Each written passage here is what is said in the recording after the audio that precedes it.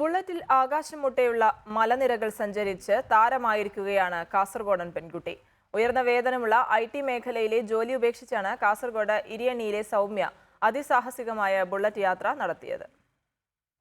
Himalayan സഞ്ചാരം കഴിഞ്ഞുള്ള വിശ്രമത്തിലാണ് ഇരിയണ്ണിയിലെ സൗമ്യ.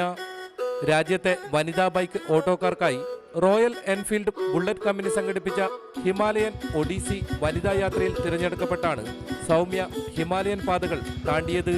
സംഘത്തിലെ ഏക മലയാളി. ശരീരം തുളഞ്ഞു കയറുന്ന തണുപ്പിനെയും ബാലൻസ് തെറ്റിയാൽ ഗർത്തത്തിൽ പതിക്കുമായിരുന്ന അപകടം നിറഞ്ഞ പാതകളെയും മനോധൈര്യം കൊണ്ട് വകഞ്ഞു മാറ്റിയാണ് സൗമ്യ ഹിമാലയൻ സാനുക്കളിൽ ബുള്ളറ്റ് ഓടിച്ചു കയറിയത്.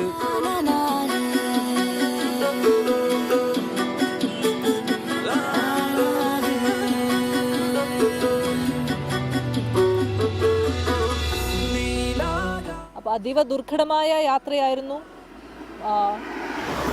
മഴയും ചെളിയും പൊടിയും മണലും ഐസും വളഞ്ഞു പുളഞ്ഞ വഴികളും അപ്പം അതീവ ദുർഘടമായ കയറ്റവും ഇറക്കവും ഒക്കെ കഴിഞ്ഞിട്ടാണ് ഞങ്ങൾ ഈ 9 പാസും കഴിഞ്ഞ് കർദുംഗലയിലേക്ക് എത്തിയത്. ചണ്ഡീഗഡ് വഴി മണാലിയിലെ മരണം മണക്കുന്ന കൊക്കകളും കൊല്ലികളും കടന്നാണ് സൗമ്യ ലക്ഷ്യസ്ഥാനത്ത് എത്തിയത്.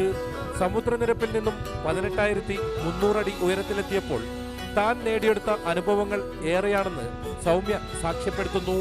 ദിവസവും 150 കിലോമീറ്ററാണ് ബുള്ളറ്റ് സഞ്ചാരം. വനിതാ ഡോക്ടർമാരും ഡ്രൈവർമാരും അടങ്ങുന്ന സംഘത്തിനൊപ്പമായിരുന്നു യാത്ര.